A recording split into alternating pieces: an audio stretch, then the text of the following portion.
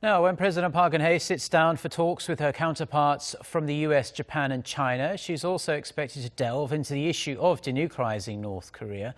For more on what's likely to be on the agenda during the president's bilateral summits with the three countries, Connie Kim reports. The growing threat of a nuclear-armed North Korea will be the main item on the agenda for South Korean President Park Geun-hye during back-to-back summits with the U.S., Japan and China in Washington on Thursday.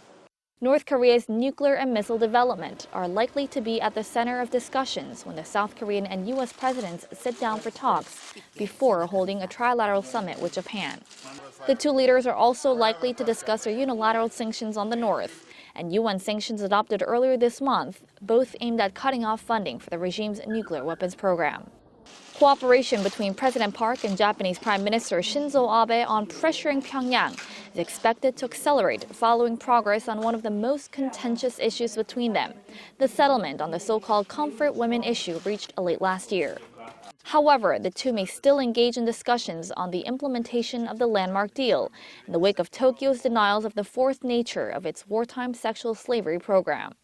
Another issue that could be raised by the Japanese Prime Minister is a South Korean ban on Japanese fish and seafood following the 2011 meltdown of Japan's nuclear power plant.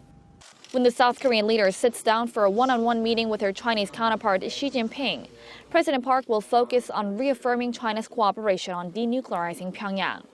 One of the more controversial issues is expected to be the possible deployment of the U.S. missile defense system THAAD to South Korea. Another priority for President Park will be persuading China to end its push for a peace treaty with North Korea, officially ending the Korean War, as South Korea and the U.S. both want the North to abandon its nukes first. This is President Park's first meeting with her regional counterparts since North Korea's latest nuclear and missile provocations.